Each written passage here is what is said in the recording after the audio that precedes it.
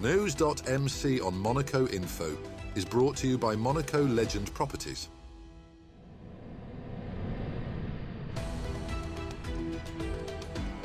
Bringing you news on Monaco's economy, culture, sports and more. Welcome to News.mc, your English rendezvous on Monaco Info. Coming up on News.mc, discover past week's top stories and meet the people who make Monaco. My name is Paul Smith from Touchstone Education, and you are watching News.mc on Monaco Info. What's been making headline in the past week? The Monaco Pavilion at the Universal Exhibition in Osaka has already attracted around 900,000 visitors, with an additional 275,000 experiencing it online. General Commissioner Mireille Martini explained that attendance rose steadily since the opening, now drawing about 6% of the exhibition's daily 190,000 visitors. The celebration of Monaco's National Day on June the 28th, featuring the Prince's Carabinieri Orchestra and Monte-Carlo ballets, boosted visibility and visitor numbers, with the day marking the exhibition's highest attendance so far. Visitors are often surprised by Monaco's strong environmental initiatives, despite its small size. The pavilion team maintains momentum through social media outreach, collaborations with other pavilions, themed activities, and interactive installations, such as a popular life-sized board game. A guided tour reveals an interactive ground floor exhibition showcasing Monaco's landmarks, an immersive mezzanine space, and a third-floor Hôtel de Paris wine cellar tasting room. The visit ends with a display from the Oceanographic Museum highlighting marine species conservation, supported by the Prince Albert II of Monaco Foundation, reinforcing the Principality's sustainability message. The Pied-on Circus, a family-run troupe since 1920, has returned to Fontvieille with a heartwarming new show, Marie-Lou and Her Toys. Running until August 13th under their intimate marquee beside Monaco's famed Big Top, the performance blends humour, acrobatics, juggling, clowning and enchanting sets. The story follows Marie-Lou, inspired by a real-life incident when the young performer lost her teddy bear on a fantastical quest where toys come to life. Created and performed by multiple generations of the Pied-on family, the show captures the nostalgia of childhood and the joy of the circus. For the troupe, appearing in Monaco, hailed as the capital of circus, is a great honour, especially alongside the prestigious International Circus Festival venue. Performances start daily at 6:30 p.m, offering an hour of family fun and wonder. The Monte-Carlo Philharmonic Orchestra concluded its summer concert season with a festive evening in the courtyard of the Prince's Palace on August the 7th, drawing a large and appreciative audience. The program featured exceptional works, including Max Bruch's celebrated violin concerto, performed by virtuoso soloist Sergei Khachatryan. For violinist Liza Kerob, the event carried personal resonance, recalling her first meeting with Khachatryan in 1999 and admiring his remarkable talent from a young age. Leading the orchestra was Emmanuel Tcheknovorian, whose energy, precision and natural authority left a strong impression on the musicians.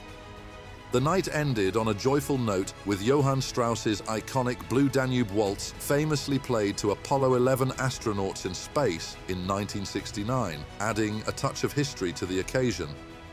This final concert once again showcased the OPMC's artistry and the magic of performing under Monaco's summer skies. The Feast of Saint-Romain, one of Monaco's most important religious celebrations after Saint-Devote, brought together locals and visitors.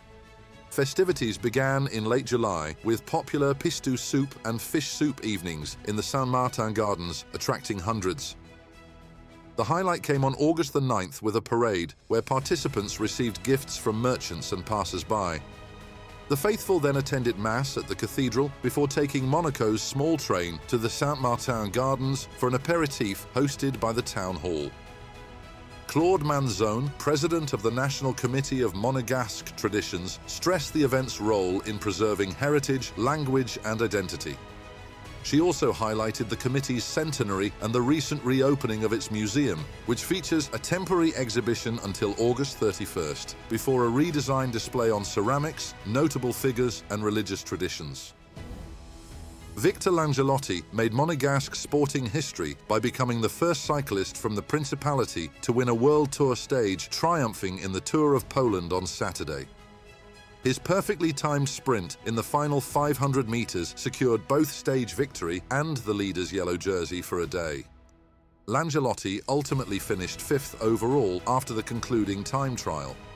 He expressed pride in representing Monaco and hopes to continue adding to its sporting achievements.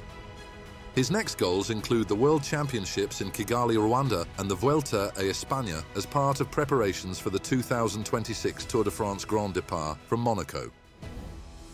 Tucked within Monaco's exotic garden, the Botanical Centre shelters one of the world's most significant collections of cacti and succulents.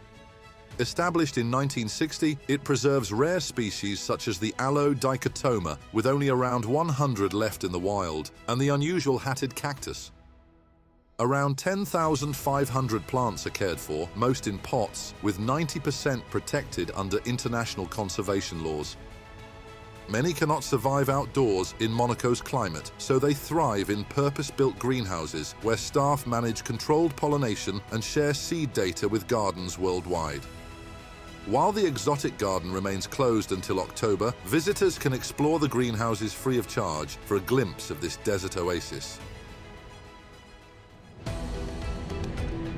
Next up, our exclusive interview with the personalities making the Principality.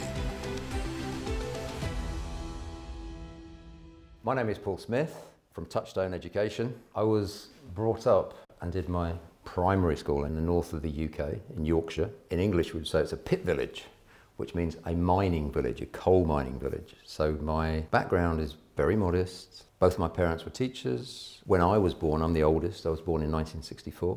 My mother stopped working. So four children, oldest, one salary, and so my father, in order to feed the family and give us the nice things, refurbished houses, bought a house, did it up, sold it. His father, my granddad, was a carpenter. My granddad built his own house. My dad learnt from his dad, my granddad. I learnt from my dad.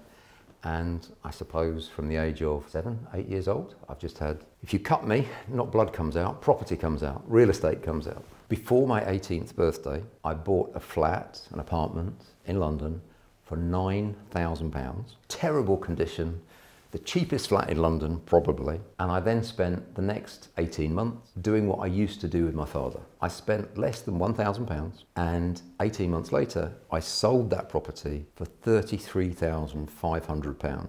So invested 10, 33,500 back, and I was off. And something I always teach my students is that if you want to become a property investor, if you want to become a property entrepreneur, you shouldn't leave your full-time job until your property income is a minimum of 3 times your day job. For anyone out there that's thinking, I'd like to be a property entrepreneur and I hate my boss and I hate my job and I hate commuting, I know, so did I. But I did both until I reached a critical mass. It was hard work, but I'm glad I did it. Touchstone Education, the way in which many people interact. So you can find me on Instagram, on TikTok, on Facebook, or on the website, Touchstone Education. I want to allow everybody to get to know me a little bit, to get to know the company a little bit. My job is to help people that have got a money problem. The money problem is really easy to fix. Once you've fixed the money problem, and once you don't even have to think about money anymore, now you can decide how you want to live your life. There are individual courses. You could go and buy an individual course on how to raise money, or mindset, or something like that, or commercial property in the UK, or how to invest in gold. So there are individual courses. But if you decided, no, I'm fed up, I want to change my life, I want to do it in 1 year, then the top program that we have is called Wealth Through Property, or Wealth Through Business. It's a 12-month intensive program. 6 hours of coaching a week, 1 hour a day for 6 days a week. You can have Sunday off. And the investment for that is $15,000. Because I feel so strongly that free advice is worth every penny, you know, I've got quite a few staff, I've got offices. I'm not running a charity, I'm running a business. I think it's incredible value. But the guarantee that we make is in that first year, if you don't make at least £30,000 extra, we'll just give you your money back. So you invest 15, but if you don't make at least 30, money back. People say, why did you move to Monaco? Did you move to Monaco for for tax purposes. No. If I wanted to save tax, I'd move to Antigua, where there's no tax of any kind, or I'd move to Dubai or somewhere else. No, you don't come to Monaco to save tax. You come to Monaco for me, for 3 reasons. And I call it the 3 C's: culture, climate, and cuisine. I've been a Formula One fan forever. From the first time I came here, I loved it. I absolutely loved it. I don't care if you're a billionaire or if you work in a shop for 10 euros an hour. You're still a person. I value your time, I value your opinion, and I value the fact that you're listening to me. I'm always open to learning. My mother she's still alive, she's 83, but she says things like this, and you need to listen to my mum. Whenever you're talking to somebody, she said, you've got 1 of these and 2 of these. If you listen, you might learn something you don't know.